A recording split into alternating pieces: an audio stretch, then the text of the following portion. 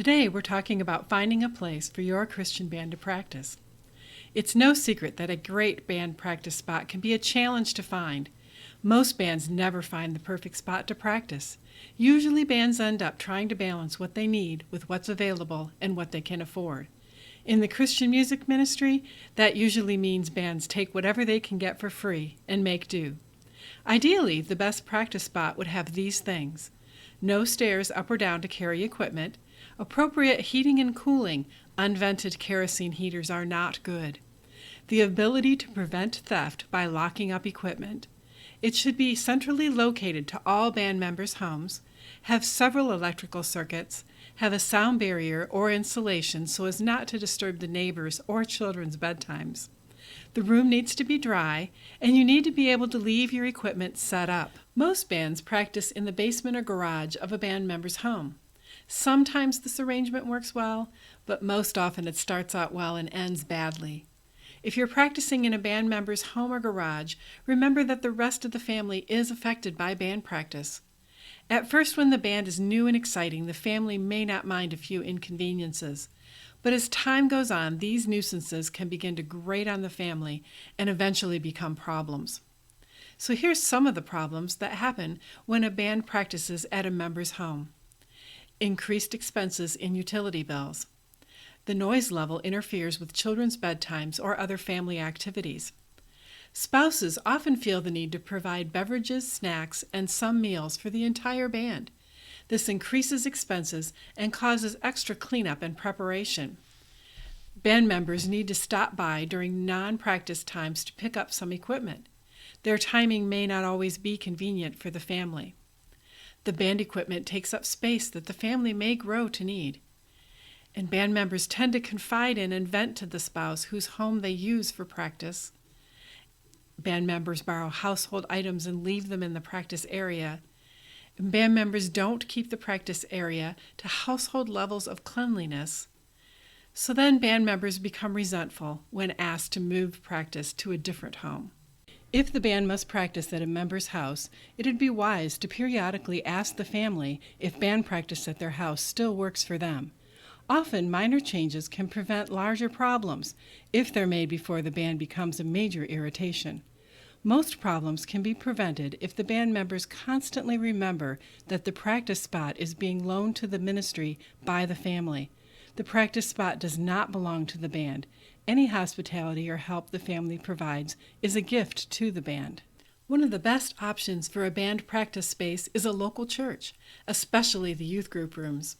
Often the church would like to support your band's ministry, but can't financially afford to do so. This is a wonderful opportunity for the church to help the band at almost no cost. The band members don't have to attend the church where the band practices. Ask any church who supports the band's ministry if they would allow the band to practice in their building.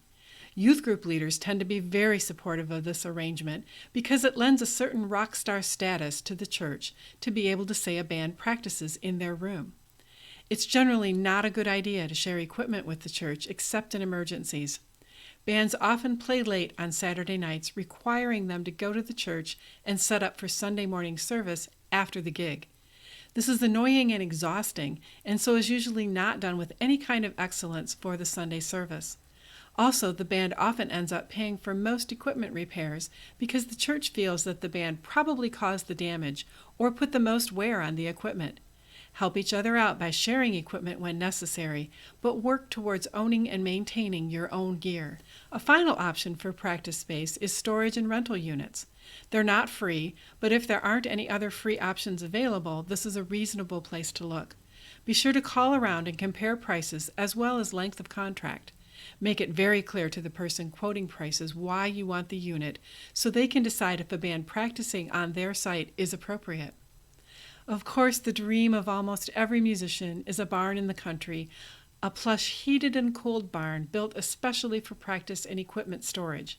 If you can find this, go for it. Just don't tell every musician in the world where you practice, because they'll be showing up on your doorstep wanting to practice there too. As a final note, I'll share a story about a church that let my husband's band practice in their building for a couple of years. The pastor gave us a key and reserved a specific night of the week for the band. There were times when we borrowed their drums with permission from the pastor, and times when the church borrowed our sound equipment. The church called us to help them out when they couldn't figure out a sound problem or had a special event which required either our expertise or our equipment. The band called the church for help when we needed to borrow some of their equipment. The band was very careful to leave everything cleaner than we found it, and it worked out really well for both parties. The church even hosted a few band concerts. After a couple of years, the band found a better practice spot. We called the pastor and asked to present the church with a thank you gift, which was a framed signed photo. The pastor had us present the band photo during a Sunday worship service. Most of the church members had no idea the band had ever practiced at their church because we'd never been a burden to them. We thanked them profusely and told them how they'd contributed to our ministry by saving us thousands of dollars in space and equipment rental. This meant a lot to a small church who wanted to give more to ministries but didn't have the capability to do so. People have stopped my husband saying they think they know him, and then, "Oh, you're in that band that practiced at our church." It's a good memory for both the church and the band. If you have a nice place to practice, consider sharing. I once owned a barn and converted it to a house. It had a practice room with a loading dock and double wide doors. Sweet. At one point, we had 3 bands practicing there. It was crazy, but I loved it. The bands had to talk about schedules, so practice times and load in and out times didn't conflict. But all 3 bands helped each other out with equipment and gig sharing. Some of them made new friends for life. Need more help working out the logistics of your Christian band? One of the best tools we've developed for you at Christian Band Help is the Christian Band Handbook. This is a resource book that covers topics such as defining your ministry's mission, how to find the right band members, choosing and protecting your band's name, copyrights, press kits and booking, music marketing, how to make the most of your ministry dollars, and a whole lot more. We know what it's like to be a Christian musician. Between us, my husband Mark and I have over 60 years of experience in almost every aspect of music ministry. I wrote this book so you can learn from our experience. We want to help you launch your band on the journey to impact the world around you and avoid the pitfalls along the way. The Christian Band Handbook is available as a paperback or Kindle ebook on Amazon. Other ebook formats for every device are also available at most ebook retailers. For more information, go to christianbandhelp.com. Click on Store on the navigation bar and then click on Christian Band Handbook. Or you can click on the link directly below this video. Do you need more help creating an extraordinary music ministry?